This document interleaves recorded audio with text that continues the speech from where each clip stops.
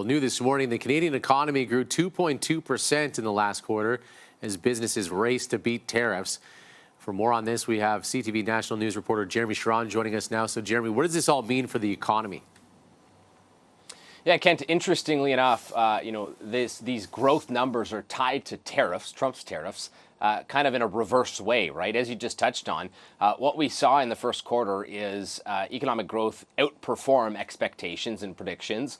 The economy grew, as you touched on, by 2.2%, but Stats Canada says it was largely driven by companies trying to get ahead, racing to get ahead of the implementation and the impacts of Donald Trump's tariffs. We saw a lot of Canadian goods being exported during the first quarter. That was the main driver of the economy. And again, that's because people were well aware of what was coming and the impact that they could feel due to Donald Trump's tariffs. And so, trying to get ahead and trying to ensure they do as much business as possible prior to the implementation of those tariffs. I can think of, anecdotally here in Ottawa, and something that I believe is happening across the country at a car sales lot, where we're hearing of businesses bringing in as many vehicles as they possibly can, as much inventory as they can, prior to the implementation of those tariffs, so that they can then sell off that inventory, being able to save the customer the price of those tariffs. So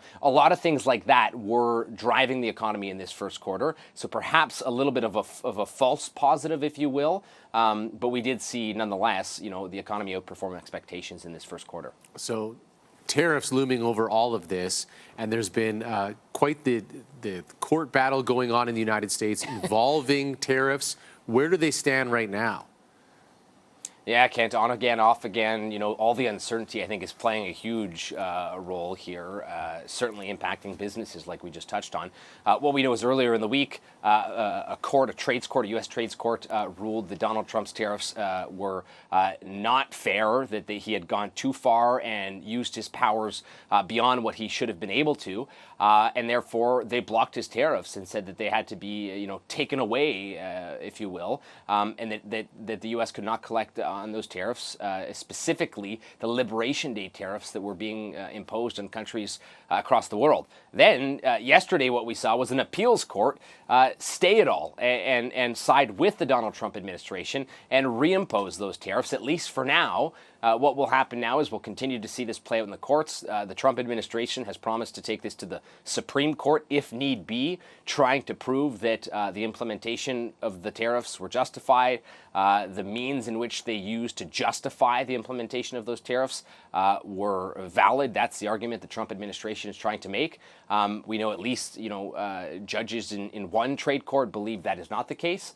But until we see a result here, the Trump administration has said the tariffs will remain in place. That's where we are at now, that the tariffs are all back in place. And in fact, the Trump administration has said that regardless of the outcome in the courts, they will find different means if need be, to implement those tariffs. And so, this is more volatility, more uncertainty, more chaos that has had a huge impact on the markets that continue to fluctuate. We've seen that a lot throughout Donald Trump's term already.